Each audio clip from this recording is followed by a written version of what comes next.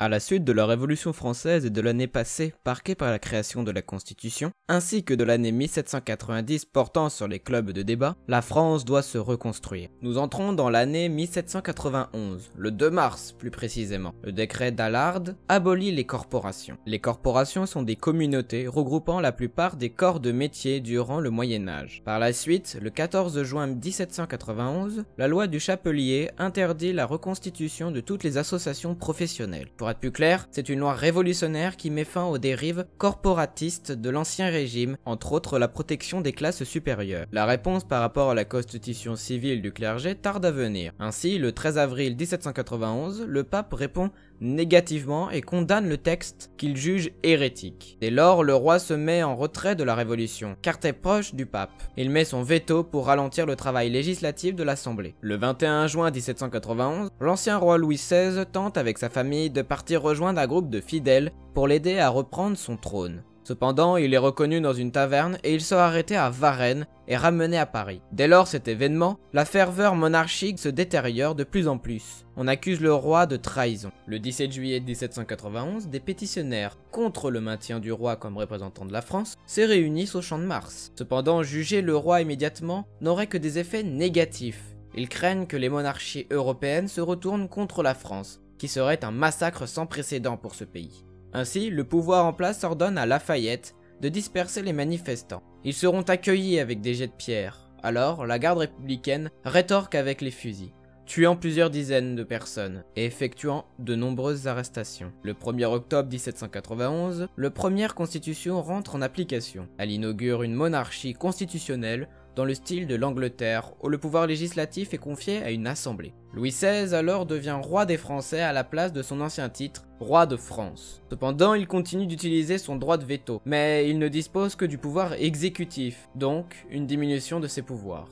Un fossé se creuse de plus en plus entre le roi et l'assemblée législative, mais Louis XVI possède un appui non négligeable du clergé, qui refuse toujours d'accepter la loi sur ce dernier. Le 23 mars 1792, Louis XVI appelle le gouvernement à exporter les idées révolutionnaires au travers de l'Europe. Le roi pense que cela engendrera des guerres entre les pays étrangers et les révolutionnaires, permettant ainsi de récupérer son pouvoir absolu à l'aide des armées étrangères. L'hostilité envers le roi devient de plus en plus forte. Le 20 juin, le peuple envahit le palais des Tuileries et force le roi à porter le bonnet phrygien ainsi qu'à boire à la santé de la nation. Le 10 août, la foule revient aux Tuileries, mais il massacre ceux qui la défendent. Le roi et sa famille sont emprisonnés. On peut ainsi parler de la fin de la monarchie millénaire. Le 2 septembre, plus d'1 millier de personnes sont massacrées car soupçonnées d'être monarchistes. Marat prend le pouvoir. Une nouvelle assemblée est élue au suffrage universel, ce qui diffère de l'ancienne qui était censitaire. Le 20 septembre, l'assemblée de la Convention s'est réunie et abolit la monarchie absolue, et que désormais tous les actes publics seront datés de l'an 1 de la République. L'assemblée proclame l'accusation du roi. Le procès se déroule en son sein même. Deux partis apparaissent. D'un côté, les Girondins et les Brissotins, maintenir les institutions décentralisées mises en place dès 1789, et de l'autre, les Montagnards, un pouvoir fort et centralisé pour maintenir les acquis de la Révolution, et tenir à l'écart les armées étrangères en s'appuyant sur les sans-culottes toujours prêts à déclencher une émeute. Nous voici dans un tournant entre la France et les pays étrangers. Je vous explique. D'un côté, les pays étrangers voyaient en la Révolution française une opportunité, car ils pensaient que cela allait affaiblir la France et ainsi faciliter sa possible annexion. Mais avec les événements du printemps 1792, le roi ainsi que ses proches implorent l'action des pays étrangers face aux révolutionnaires. Maintenant, pour les révolutionnaires, attendent aussi une guerre victorieuse qui propagerait les idées et le principe de révolution aux autres pays européens. Sur les mauvaises actions des pays étrangers, le 20 avril 1792, l'Assemblée législative ainsi que le roi Louis XVI déclarent la guerre à l'archiduc d'Autriche, futur empereur d'Allemagne. Dès l'été 1792, la France est envahie par les troupes prussiennes et autrichiennes, avec des menaces aux Parisiens s'ils s'attaquent au roi de France. À la surprise générale, le 20 septembre 1792, à Valmy, voici la carte, c'est ici, les Prussiens sont repoussés par l'armée française au champ de la Marseillaise. Le 21 janvier 1793, Louis XVI et Marie-Antoinette sont condamnés à mort et se font guillotiner sur la place publique. Mais pas n'importe quelle place, la place de la Révolution. Anciennement, la place du roi Louis XVI est devenue, en 1795, la place de la Concorde. La guerre faisant toujours rage, la France décide de mobiliser 300 000 hommes. Jugeant une mesure excessive, une révolte paysanne se soulève le 11 mars 1793. début de la guerre de Vendée, qui sera la guerre civile la plus meurtrière que la France ait connue. Le 28 mars est créé un tribunal jugeant les traîtres et les opposants au nouveau régime.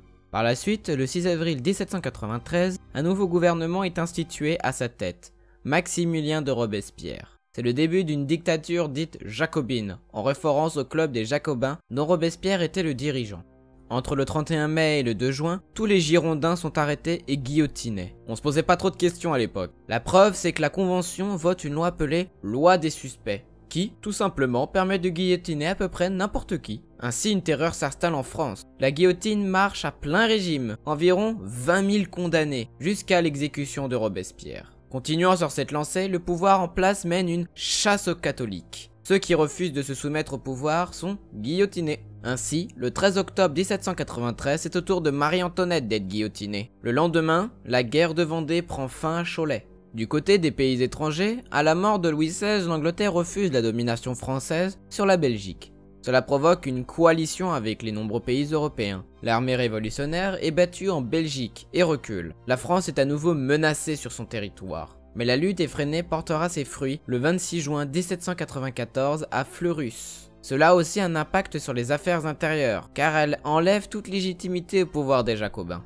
Au début de l'année 1794, la France est déchirée par les guerres extérieures et intérieures. Le pouvoir veut faire guillotiner Danton, Desmoulins et leurs partisans, car considérés comme dangereux et voulant mettre fin à la terreur. La France est à bout de souffle, ruinée par les guerres. Pour pousser le pouvoir unique à son paroxysme, Robespierre crée le 8 juin 1794 une fête en son honneur. Cependant, la fin de son règne est proche, car le 27 juillet, il se fait arrêter et guillotiner le lendemain à la grande joie des Parisiens. Aussitôt, les royalistes revendiquent le pouvoir avec Louis XVII, mais il meurt peu de temps après. Ainsi, on se retrouve avec trois partis bien implantés, les royalistes, les jacobins et les thermidoriens. Les thermidoriens préparent une nouvelle constitution avec deux assemblées, le Conseil des Anciens et les 500. Face à cela, les royalistes projettent de faire un soulèvement du peuple, mais réprimé par un jeune général que nous connaissons tous, Napoléon Bonaparte. Pour finir, le danger de la monarchie est écarté. La nouvelle constitution est mise en place le 26 octobre 1795. Ainsi, un nouveau régime apparaît, le Directoire. Merci d'avoir suivi la fin de la Révolution française. Certains points ne sont pas si approfondis que cela. Si cela vous intéresse, je vous invite à chercher dans des livres d'histoire ou encore Internet, qui est une source infinie de culture. Comme d'habitude, n'hésitez pas à vous abonner, à mettre un pouce bleu si cela vous a plu. N'oubliez pas les commentaires qui sont importants si vous voulez réagir à cela. Sur ce, je vous dis à bientôt.